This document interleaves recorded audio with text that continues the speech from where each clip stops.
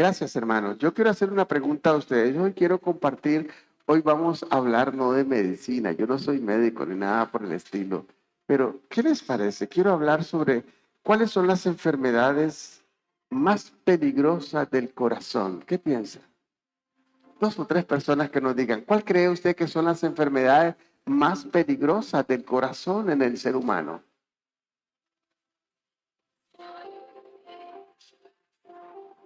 O yo, nos, tuvimos dos ideas. La hermana dice acá, yo no sé si es que estaba diciendo, los ataques del corazón. Nenita dijo, ¿qué dijo Nenita? La envidia. Entonces, como que pasamos de unas físicas a otro tipo. ¿Usted cree que la envidia es una enfermedad del corazón? La hermana Cinia, ¿qué dijo hermana Cinia otra vez? El odio, la venganza, el desamor. ¿Cuántos creen que eso es una enfermedad del corazón? ¿Ustedes creen que es una enfermedad del corazón? ¿Qué piensan?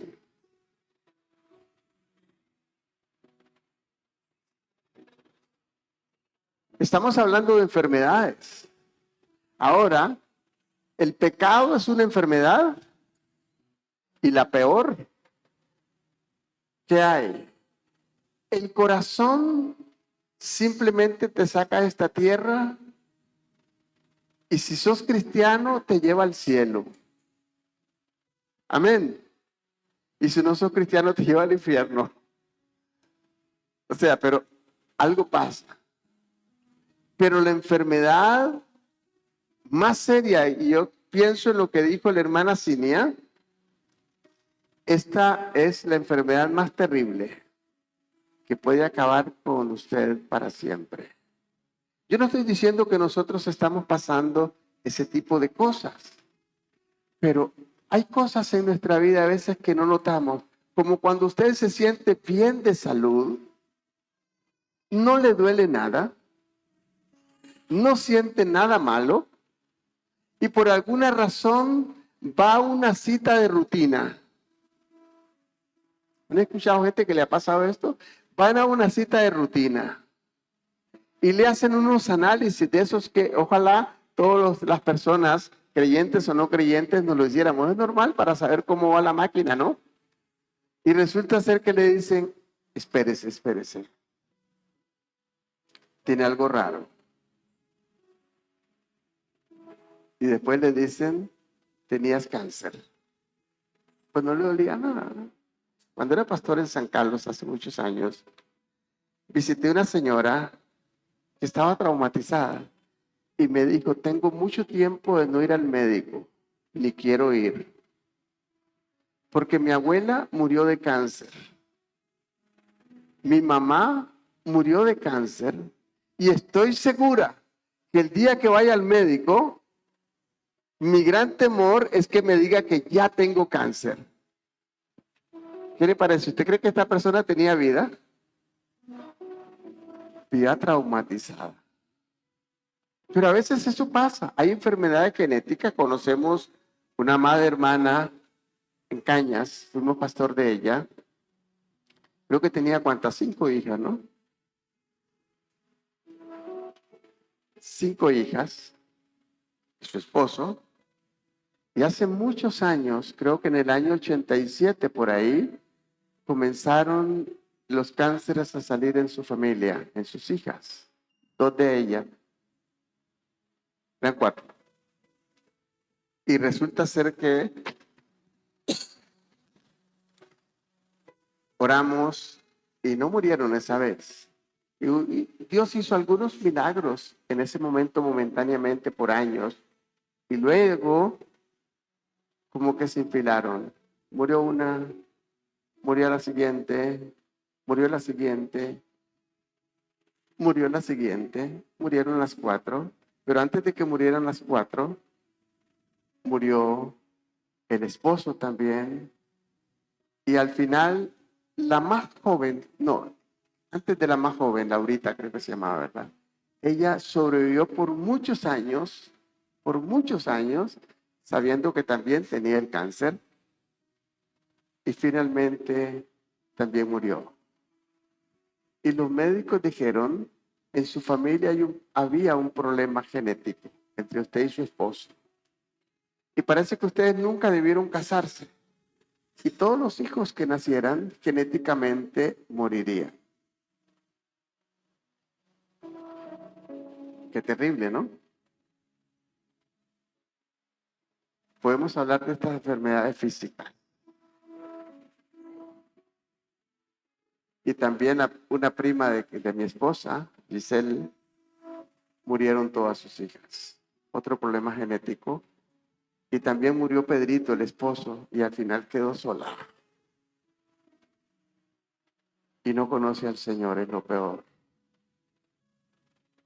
Quiero decirles, hermanos, que las enfermedades del corazón más peligrosas, como Dios las mira, son, como decía la hermana Cinia, una es la avaricia, dos es la envidia y tres sería el odio. Interesante.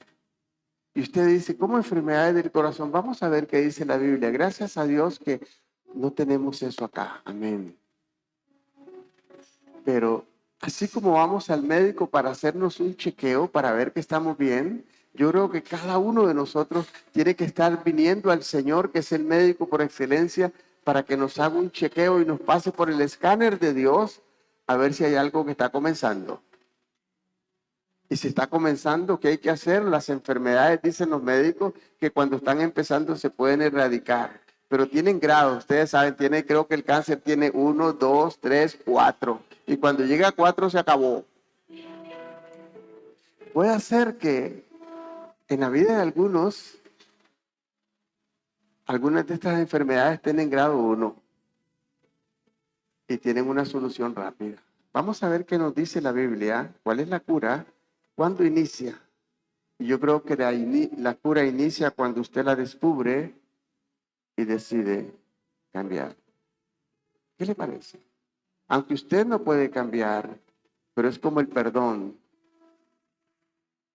Usted no puede perdonar, pero sí puede decidir perdonar. Y Dios puede hacer el milagro de quitarte el dolor, de quitarte el sentimiento que no te deja dormir, de quitarte esa cosa interna que no te deja estar en paz. Eso no lo puede hacer usted. Pero Dios sí lo hace cuando usted toma la decisión. No es una emoción, no es un sentimiento, es una decisión. Hay personas que me dicen, yo no puedo perdonar porque yo odio a esa persona. Sí, hermana Marta, me gustaría que nos contara un poquito algo sobre eso. Está bien ahora. Hay personas que dicen, yo no puedo perdonar porque yo odio a esa persona. ¿Y sabe qué es lo que yo le digo? Yo le digo, no te estoy diciendo que lo ames. Te estoy diciendo que lo perdones.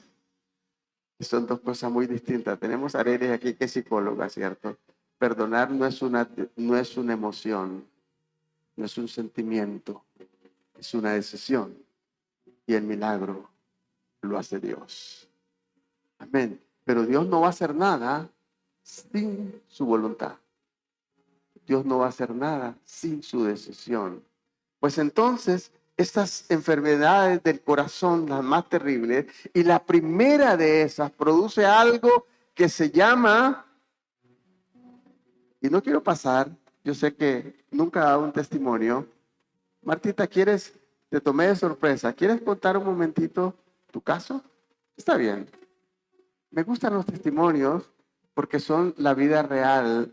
Un micrófono, ahora sí los puse a correr a todos. Dicen que yo soy un pastor que improvisa. Yo no improviso, Dios hace las cosas.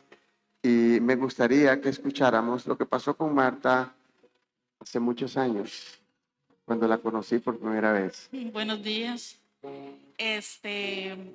Yo tengo un hermano que, bueno, yo le presté a él la empresa para que él trabajara como trabajo yo.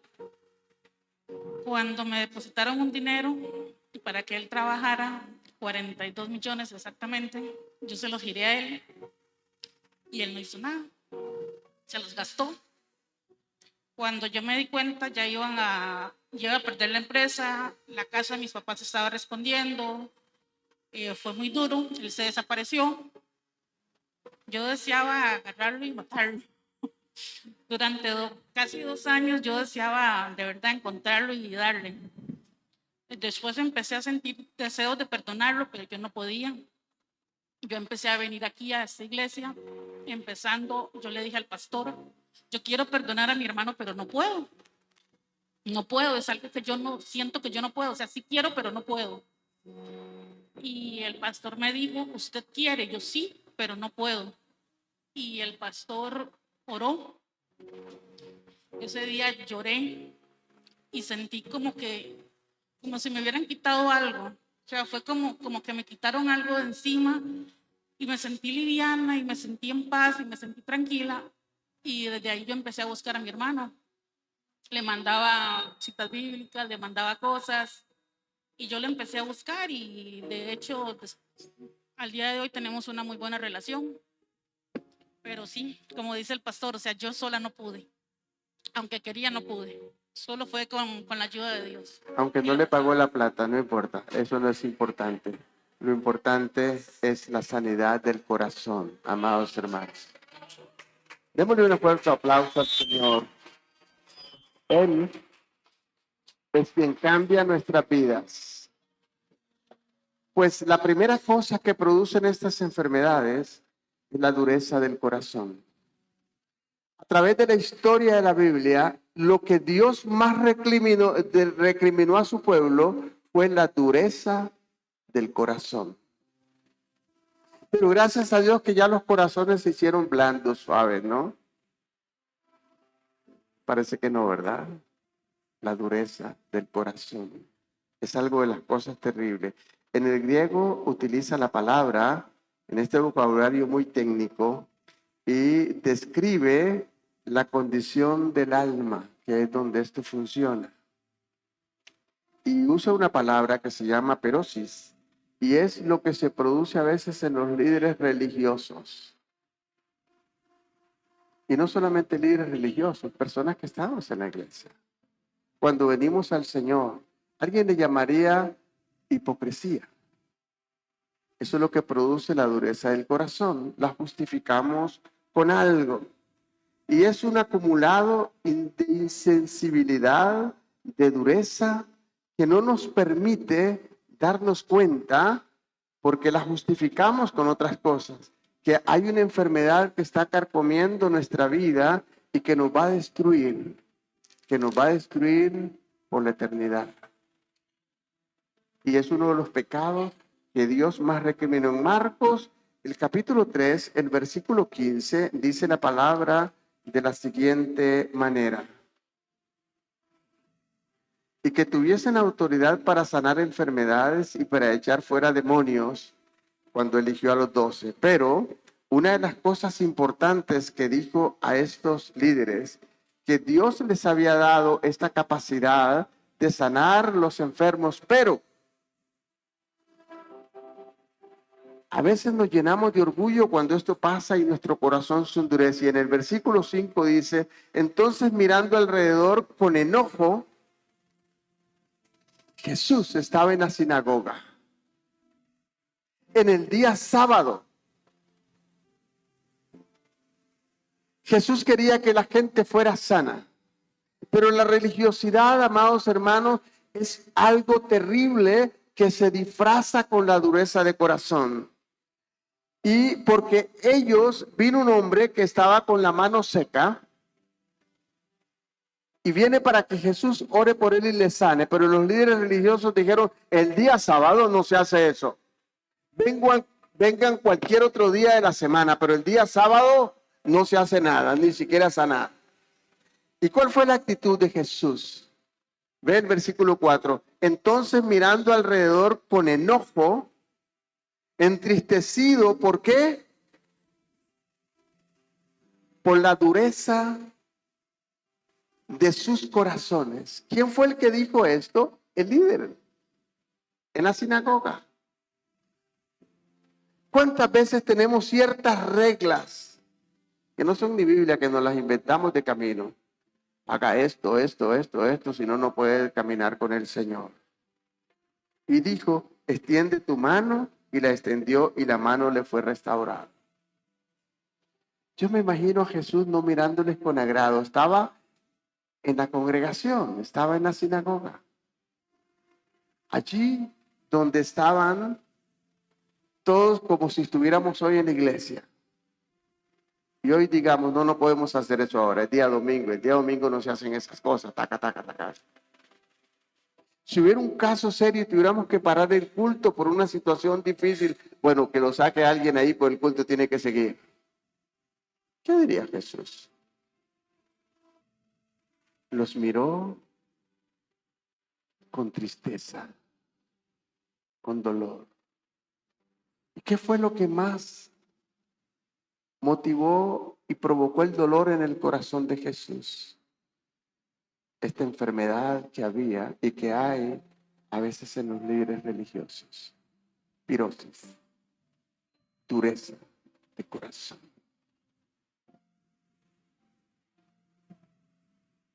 En Romanos capítulo 11, el versículo 25, quiero que vayamos allá. Hoy vamos a tener bastante Biblia.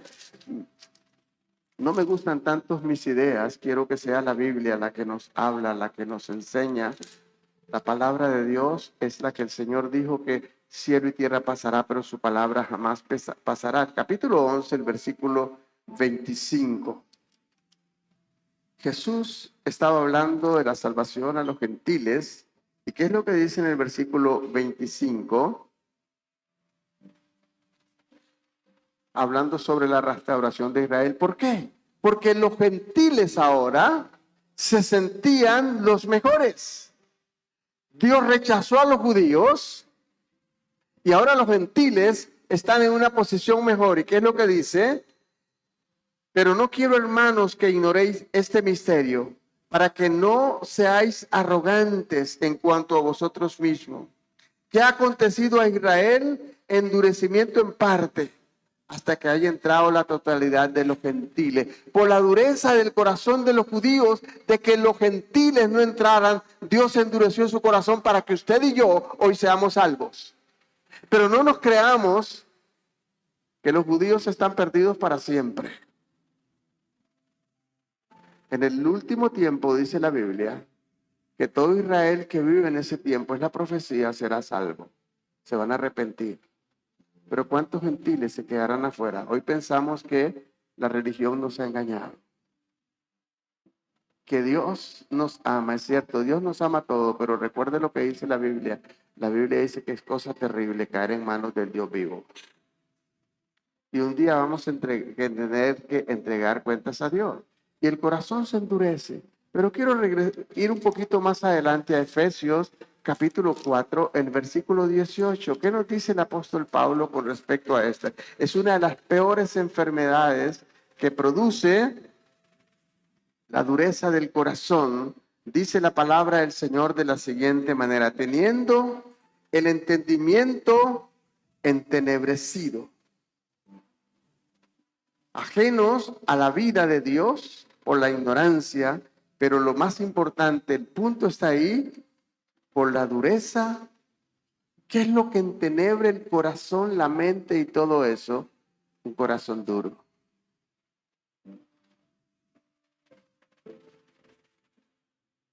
Por la dureza de su corazón. Qué terrible. La otra cosa que vemos ahí, el verbo poro, que quiere decir endurecerse, pero también el endurecimiento produce algo peor. Lo vemos a veces en los pies. Ahora ya no se dice tanto. Antes, cuando los señores andaban no con sandalias, se le llamaban caites y cosas como esas. Se producía algo que se llamaban, después del endurecimiento de la piel, se producía algo, y no sé si los más adultos recuerdan, callos. El callo va más allá de la dureza. Ya es algo terrible. Había que cortarlos con una navajilla, con qué sé yo, había que rebanar ese callo, porque ese callo también te provocaba un sufrimiento tremendo. Encallecer es la palabra. Marcos 6:52. Veamos lo que nos dice la palabra con respecto a esto. Piense en esa figura del callo. Hermanos, si nuestro corazón ya no solamente se ha endurecido después de un tiempo, sino que ya está produciendo callos. Ya no hay manera de echar marcha atrás a no ser que Dios lo transforme, lo repare, lo cambie. El Marcos 6:52, mire lo que dice la palabra con respecto a esto. Porque aún no habían entendido lo de los panes, por cuanto estaban endurecidos sus corazones, pero ya no era solamente endurecido, ya tenían callo. Y está hablando de los discípulos de Jesús, los que caminaban con el Señor. Jesús les había hablado que cuídense de la levadura de los líderes religiosos. Y ellos estaban diciendo, viste, nos está diciendo eso solamente porque se nos olvidó traer pan. La palabra que usa aquí poros es que ya tenían el corazón encallecido. Oye, andaban con el Señor, caminaban con Jesús, pero no entendían la palabra, porque el corazón ya había perdido toda sensibilidad. A veces estamos diciendo, ¿qué pasa con el mundo? Pero ¿qué pasa con nosotros? Y tenemos que venir al Señor continuamente para que Él nos examine. Como dice el Salmo 139, examíname, oh Dios, es algo que debemos pedir al Señor continuamente. Examíname, oh Dios, y mira mi corazón y ve si hay en mí algo malo, si hay un camino de perversidad, y guíame por el camino eterno. Y hay una serie de pasajes más que podría darles, pero quiero que avancemos un poquito. La otra cosa que vemos es que cuando la persona se endurece como la madera. Ustedes dirían, bueno, la madera no se endurece. Tuve la oportunidad de verlo una vez en mi vida y posiblemente nunca más lo voy a ver. Dios nos ha dado el privilegio de viajar en algunas partes del mundo y estábamos viajando en una de estas tierras remotas. Se dice que uno de los primeros continentes fue África. Y estábamos viajando de una aldea a otro. Yo recuerdo que mi esposa recuerda, veníamos, creo que, no sé si era no era de Queñevá, olvido el nombre de esto, visitando los Sonique. Y pasamos por una colina y había una serie de piedras, pero eran piedras interesantes, porque eran piedras largas y algunas estaban quebradas. Y resulta ser que cuando nos acercamos, nos paramos a ver y analizar. Nunca había visto eso. Eran piedras, pero no habían sido siempre piedra, eran árboles que se habían convertido en piedra. Y ahora se quebraban como piedra y podía ver su corteza dentro, endurecidos como piedras. Como la madera, yo pienso que no es cualquier madera. Pero ¿recuerdas eso, Carmen? Nunca más pienso que lo volveré a ver. Pero Dios me permitió una vez en la vida estar ahí ante una pila de árboles muertos, posiblemente de milenios de años. Y ya no eran árboles, eran piedras. Y usted podía quebrarlos con otra piedra. Un día fueron madera y ahora eran piedras. Pues esta palabra que el Señor usa ahí dice que se endurecieron, se petrificaron.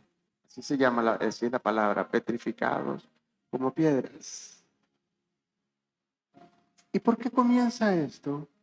El apóstol Pablo en la carta a los Romanos, en el capítulo 2, hay una lucha a veces que estamos pensando, bueno, ¿qué va a pasar con la gente? Los que no han oído, los que vivieron en tiempo de antes, el abuelito, la no abuelita, qué sé yo, se fue para el infierno, no se fue para el infierno, los que nunca han oído. Hay una gran cantidad de personas en el mundo. Se dice ahorita, los expertos en misiones están hablando como de 16,000 grupos humanos que no han escuchado, o sea, que no tienen ni una sola versión de la Biblia y que no les ha llegado nunca la palabra de Dios a ellos. Otros dan una estadística, son como 2,000 millones de personas en el mundo que no han escuchado. Acá tenemos el Evangelio en todos los gustos y las Biblias en todas las maneras. Y encontramos los tratados botados en la calle a veces como basura. Y ni queremos oír, estamos cansados humanamente. Pero ¿qué de aquellos que nunca han escuchado? Y la gente dice, ¿qué va a pasar con ellos? Al fin y al cabo, Dios nos dice que Él tiene el control. Y que para los que nunca han tenido esa palabra, que tenemos que predicarla, que es una responsabilidad, su conciencia responderá delante de Dios. Pero dejémosle eso al Señor. Pero solamente quiero leer un pasaje en esto, en Romanos 2. El mensaje que nos da a nosotros, los que conocemos al Señor. Dice Romanos 2, el versículo 5, pero por tu dureza y por tu corazón no arrepentido, atesoras para ti mismo, para el día para el día de la ira y la revelación del justo juicio de Dios, porque el justo juicio de Dios es una realidad. Y el versículo 18 dice, no conoces su voluntad e instruido por la ley apruebas lo mejor. Y dice el 19, y confías en que eres guía de los ciegos, luz de los que están en tinieblas, instructor de los indoctos o de los que no conocen, maestro de los niños, que tienes en la ley la forma de la ciencia y la verdad. Tú pues que enseñas a otros, no te enseñas a ti mismo. Tú que predicas que no hay que hurtar, hurtas. Versículo 22. Tú que dices que no se ha de adulterar, adulteras. Tú que abominas a los ídolos, cometes sacrilegio. Y sigue dando la lista. Hablaba hoy con Fran y quiero tocarlo un poquito más adelante, cómo esta maldad, cómo esta enfermedad del corazón nos afecta. Antes de venir nos llamaron por un caso de un señor allá, un señor de 85 años, ya casi ni camina bien, está arruinado.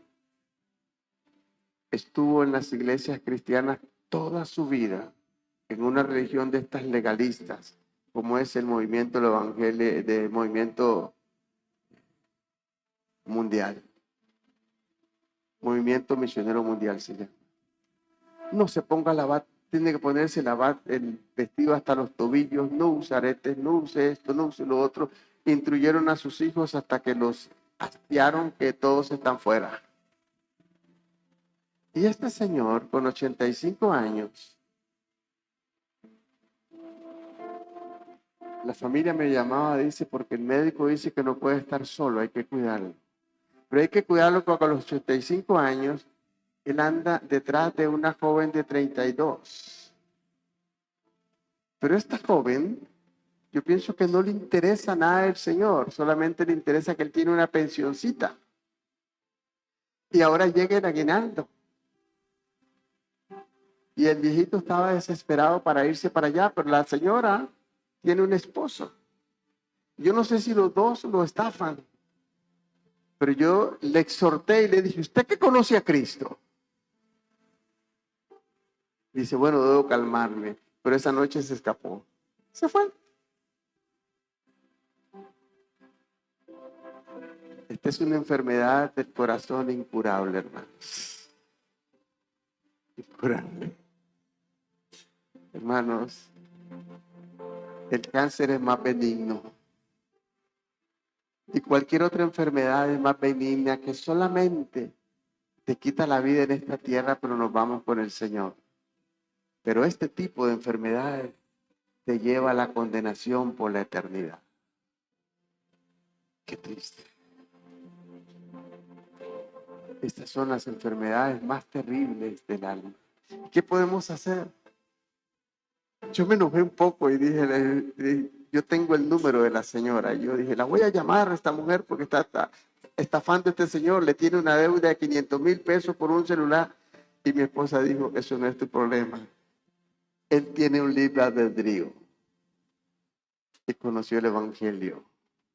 Y hoy lo ha desechado. Y veremos un poquito más adelante. Hermanos, ¿ustedes creen que estas enfermedades son las peores enfermedades del corazón? Sí.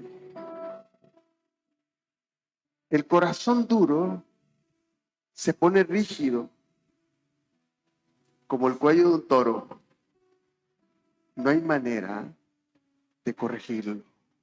El corazón duro, dice Mateo, capítulo 19, el versículo 18, hablando del corazón duro.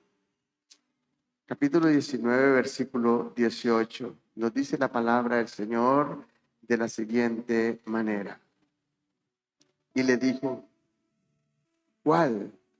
Y Jesús dijo, no matarás, no adulterarás, no hurtarás, no dirás falso testimonio. Este es el contexto del joven rico.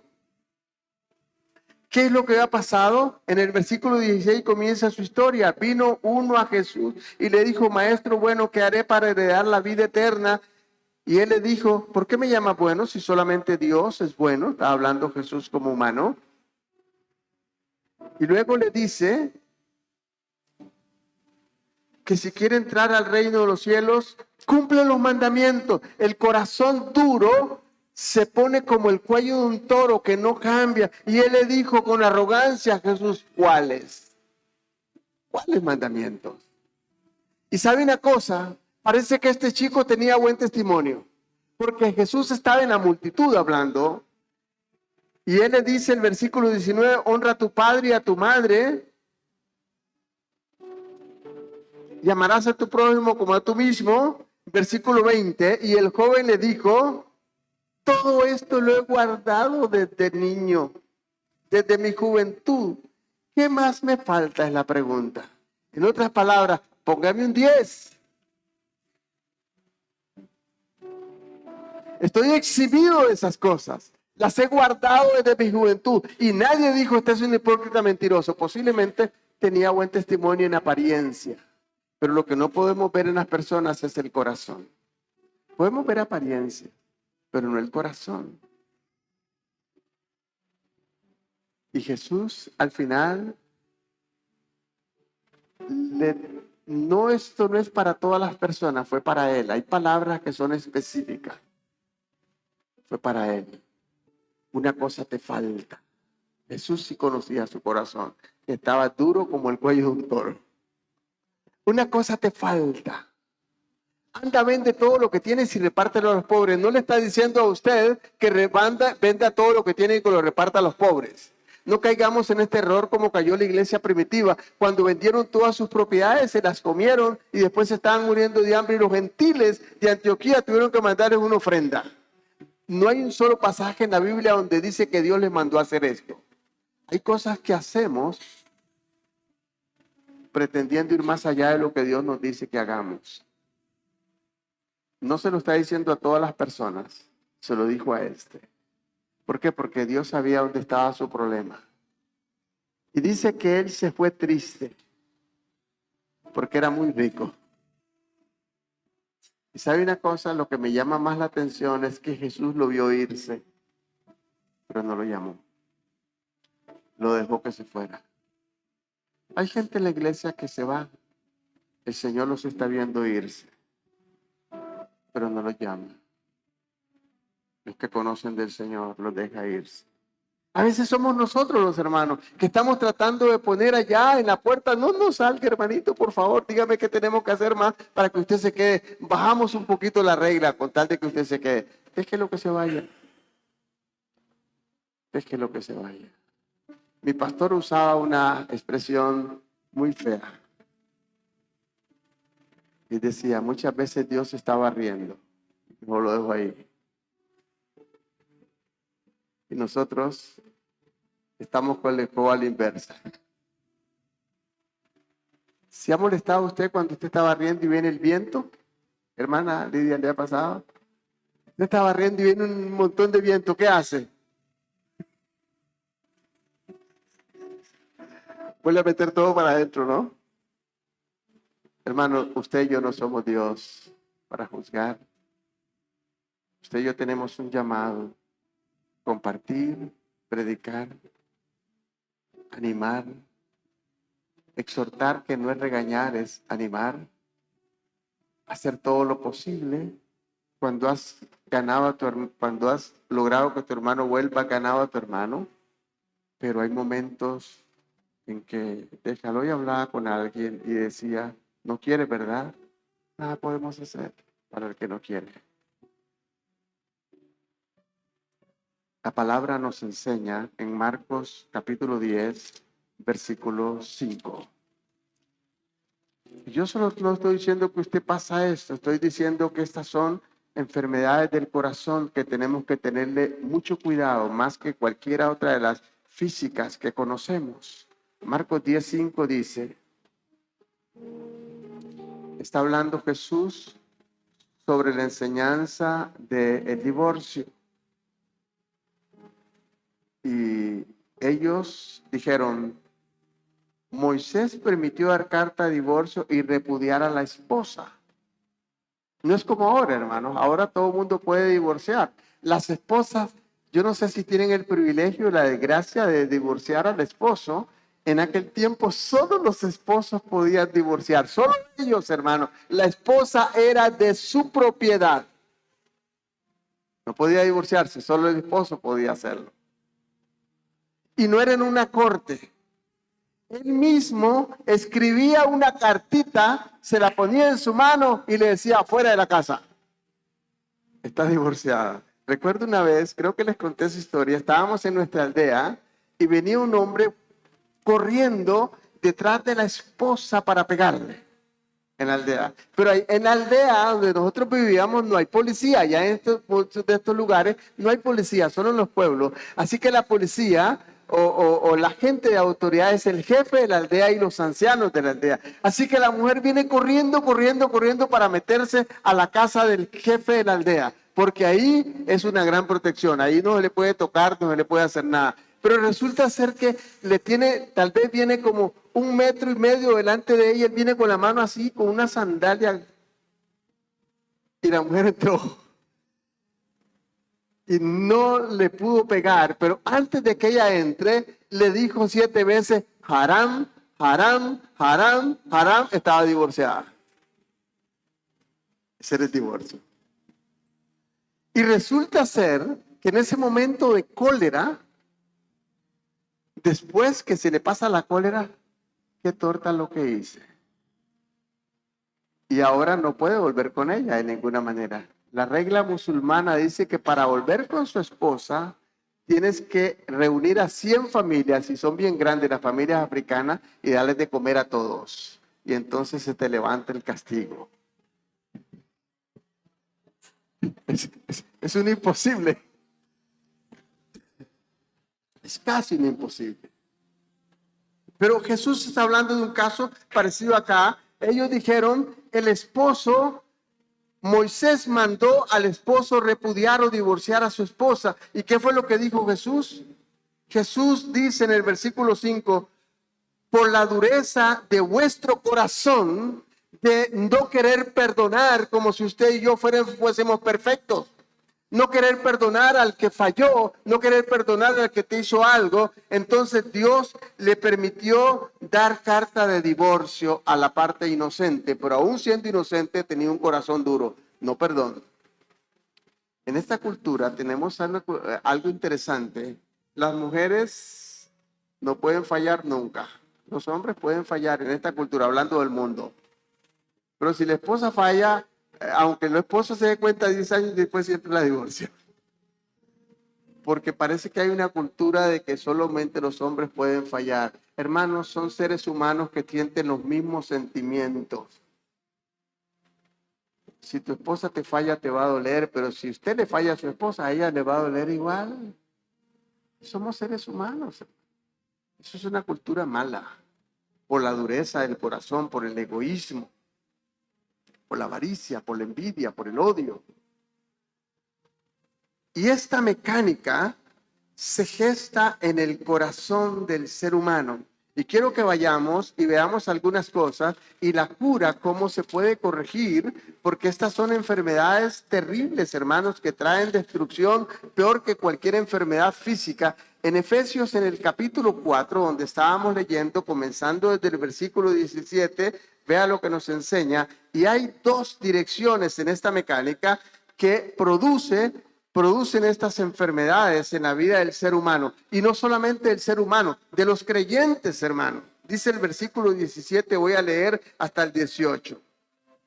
Esto pues digo y requiero en el Señor. El apóstol Pablo le está diciendo a los hermanos de Éfeso, no le está hablando al mundo. Pablo no está hablando a los del mundo. Esta Biblia no es para los que no conocen a Cristo. Este es el manual de Dios para los creyentes, para usted y para mí. Amén. No le aplique la Biblia a la gente del mundo. A la gente del mundo lo único que hay de la Biblia en ellos es arrepentíos y conviértase al Señor, para que vengan de la presencia del Señor tiempos de refrigerio y sean salvos. La Biblia no es para los no creyentes, la Biblia es para los creyentes. A veces los creyentes le andan recetando a la Biblia a los no creyentes. Hermanos, eso no es correcto. Usted no le puede aplicar el reglamento de una empresa a otra empresa. Usted no le puede aplicar el reglamento de Dios, que es para sus hijos, a los hijos del enemigo. No es para ellos. ¿Y qué sigue diciendo el pasaje? Digo, esto pues digo y requiero en el Señor, que ya no andéis como los otros gentiles, porque está hablando de los gentiles. Los efesios, la mayoría eran gentiles. Los otros gentiles eran los no convertidos. Yo diría, esto es, hermano, Iglesia Betel de Orotina, para usted, no para el pueblo de Orotina. Es para nosotros. No vaya aplicando esto a la gente del pueblo de Orotina, que andan en la vanidad de su mente, teniendo el entendimiento entenebrecido. ¿Qué es esto? Teniendo oscuro en la peor oscuridad su mente, ajenos a la vida de Dios, por la ignorancia que en ellos hay, por la dureza de su corazón. Y tienen todo esto porque el corazón duro provoca oscuridad en su mente, en su razonamiento, en todo lo que debemos hacer. Como este señor, él quería pegarle a la esposa, pero no la pudo alcanzar. Entonces, ya que no la pudo alcanzar, entonces la divorció. Claro, 2 días después estaba arrepentido de haberlo hecho, pero no tenía el dinero, ni la capacidad, ni toda su familia para traer 100 aldeanos con toda su familia y darles de comer por lo menos por un día. Imposible. Bueno, dejémoslo hasta ahí. Dije que esto produce dos cosas en dos direcciones. Se desarrolla en el alma en estas dos direcciones. Lo primero es que te aparta de Dios. Te aparta de Dios. Una persona, cuando se le endurece el corazón, ¿con quién se enoja? Con Dios. No vuelve a la iglesia. Yo a veces digo a los hermanos, oiga, ¿por qué se fue? Es que una hermana ahí me hizo una mala cara. Y eso es motivo para que usted se enoje con Dios. Eso es motivo para que dejes al Señor. Entonces, la primera cosa que esto produce es una enemistad con Dios. Luego, hacia las personas, hacia los seres humanos, a la gente que nos rodea.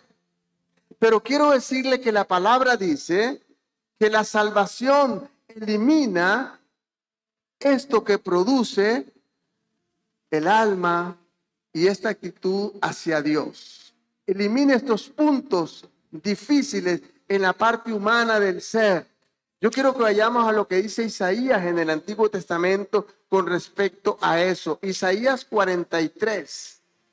Lo que Dios ya ha hecho, pero tiene que eliminar estas cosas en nuestra vida que todavía siguen ahí, que el enemigo sigue usando por la dureza de nuestro corazón para apartarnos del Señor y de las personas. En Isaías 43, el versículo 25 nos dice algo, la primera parte, y quiero que veamos también el versículo que sigue, que es el 46. Pero mire qué interesante lo que dice la palabra del Señor.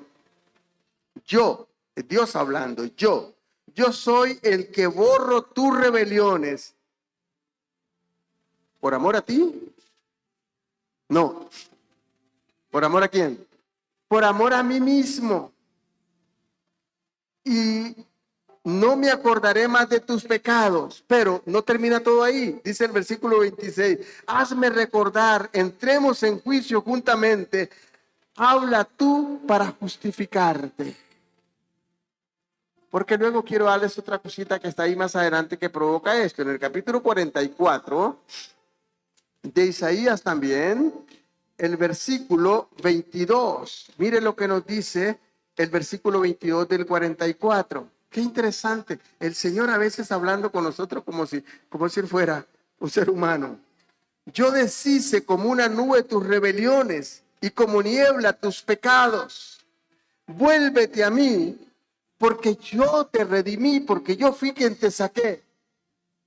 Y cantad loores a los cielos, porque Jehová lo hizo. Gritad con júbilo. Me llama la atención lo que decía la hermana Norma ahora, que estaba en el quirófano, no sé dónde, hablando ciertas cosas. ¿Qué está diciendo? No, no estoy diciendo nada. Estoy cantando el Salmo 145, alabando al Señor. ¿Qué dice acá este pasaje? Cantad loores, oh cielos, porque Jehová lo hizo. Gritad con júbilo, profundidades de la tierra. Irrumpid montes en alabanza, porque todo árbol que en él está, porque Jehová redimió a Jacob y a Israel, y será glorificado, y lo redimió a usted y a mí. Aún la naturaleza exalta al Señor, y dice la Biblia ahora en Romanos que la naturaleza está como una mujer con dolores de parto, aún gime hasta el día en que el Señor va a liberar a esta creación de la maldad en que el ser humano por su pecado la ha esclavizado, usted y yo. La salvación elimina estos puntos negros para con Dios y para con la humanidad. Y después la salvación aún se desarrolla. Es decir, la generación a veces desarrolla en nosotros porque no quita todo lo negativo, hermano. Quita el pecado que usted no puede cambiar, como hablábamos ahora. Usted puede decidir perdonar, pero no puede cambiar los efectos, solo Dios. Dios perdona tus pecados, pero no te quita el anhelo de querer pecar. No te quita el deseo de querer volver a la situación. Todavía puedes desarrollar lo que pasó con la generación del Éxodo. Allá el pueblo de Israel en Egipto, Dios hizo milagros, trajo las 10 plagas, humilló a los egipcios y los sacó con mano fuerte y levantada, abrió el mar rojo y los llevó por terreno seco y los judíos no pudieron pasar. Pero luego después de eso se volvieron a enojar por la dureza de su corazón en el desierto y se rebelaron otra vez contra Dios. Una y otra vez. Por tanto, tuvieron que permanecer 40 años en el desierto hasta que esta generación fuera eliminada. Entonces, ¿qué es lo que estamos diciendo? Que la salvación elimina ciertas cosas, pero no elimina el deseo de tu corazón de volverte otra vez, de volverte atrás. Ese gen todavía queda ahí, porque ese gen no lo maneja Dios, lo maneja usted y yo. Dios quita lo imposible, pero todavía tienes la posibilidad de, si quieres, producirlo otra vez o no producirlo. Y eso es lo que Dios te dio como libre albedrío. La decisión está en usted. Señor, cámbiame. Sí, el Señor ya te cambió. Decide mantenerte en ese cambio. No volvamos otra vez donde estábamos. Los resultados pueden ser, si permanecemos en esta actitud, una frenética búsqueda de la felicidad. Hay gente que está buscando la felicidad, pero no en el Señor. Vea lo que dice el versículo 19. Volvamos a Efesios capítulo 4. Los cuales, con este corazón entenebrecido, los cuales después que perdieron toda sensibilidad se entregaron a las lascivias para cometer con avidez toda clase de impureza. Otra vez volvemos a la historia del viejito, 85 años, camina encorvadito, sin ninguna fuerza. Pero Dios estuvo toda su vida en la iglesia. En una iglesia que solo enseña cosas raras, pero estuvo ahí. Ahora la sensación a sus 85 años de volverse a enamorar de alguien que no esté enamorado de él. Seguro que no esté enamorado de él. Pero sí el poquito de plata que tiene, que no es ni mucho. Él se volvió a ilusionar y hasta no le importa ir por la eternidad al infierno. Sí tiene un problema en el corazón, pero el problema del corazón es más sencillo, solo se puede morir. Pero el problema que tiene en el corazón de esta dureza, eso lo lleva a la eternidad sin Cristo, a la condenación eterna. A veces estamos más preocupados por las enfermedades físicas. Por eso dije, las enfermedades más peligrosas del corazón son estas del alma, que pueden perderte por la eternidad. Y lo llevan a hacer cosas como esta.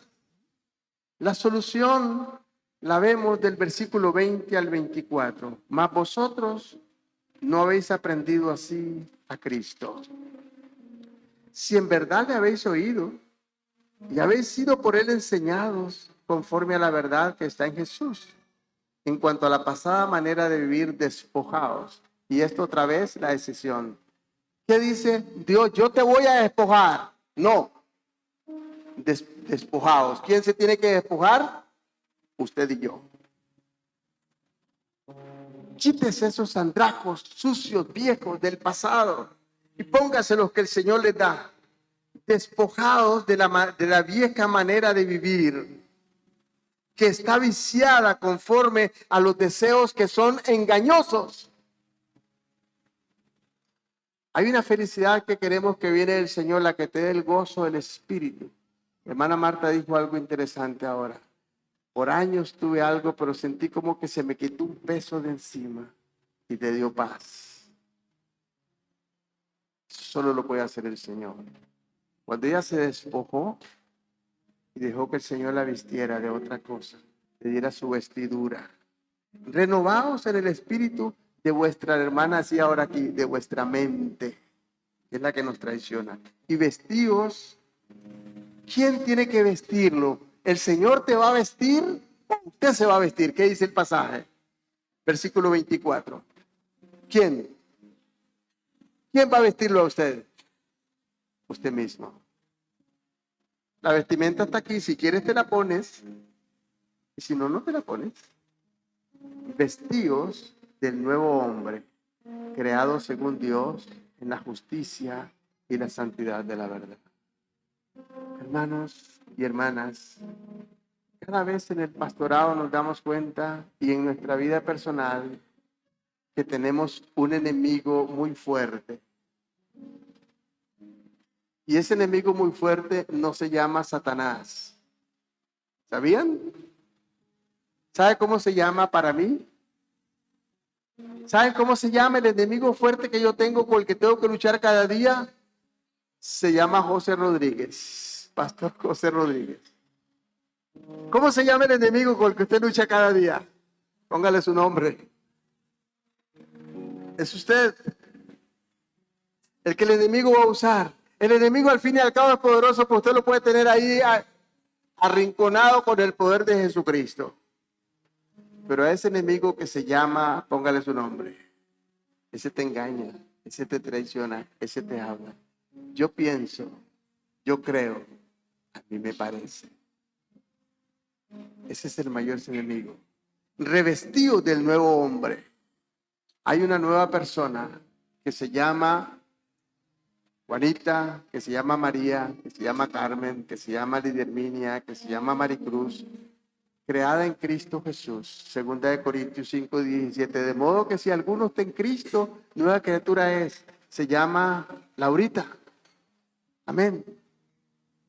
Pero a veces Laurita, la tomo como ejemplo. A veces se quiere engarrotar porque su corazón se pone duro.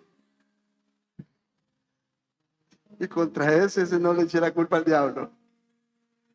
Vístase del nuevo hombre creado según Dios, en la justicia no suya, en la justicia de Cristo.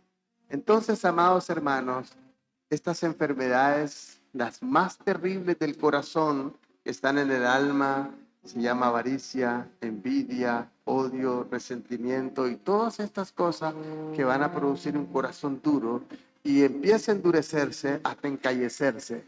Y al final, la única persona que va a sufrir es usted en primer lugar, pero también los que te rodean. ¿Por qué no nos ponemos sobre nuestros pies y le decimos, Señor, gracias porque podemos acercarnos cada día? Y dígale al Señor ahora mismo en esta hora, lo que dice el Salmo 139:23, examíname, oh Dios, conoce mi corazón. Dígale eso. No diga examine el corazón de Juanita, de María, ni de Pedro, ni el que está ahí, ni el hermano Ramón. Deje al hermano Ramón en paz, o al hermano Kenneth, o al hermano Frank, o al hermano Cristian. Déjelo a ellos queditos. Eso es problema de ellos con su Señor. Dígale, examina, Señor, mi corazón.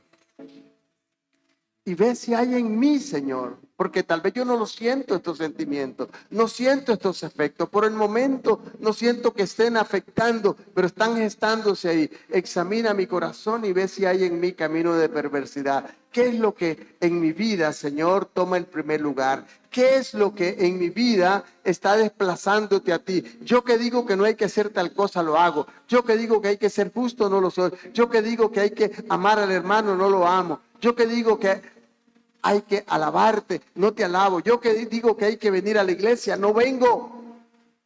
No dejando de congregarnos según algunos tienen por costumbre, sino cuando vemos que el día se acerca, debemos estar más juntos, porque este mundo no es nuestro hogar.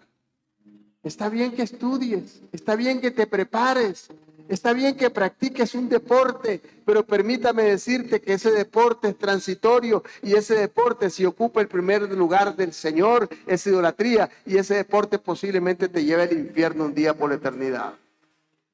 Está bien, practique el deporte, pero ten a Jesús en primer lugar, primero al Señor, y después las demás cosas vendrán como añadidura. Bendice a tu iglesia, Señor. Gracias, Dios.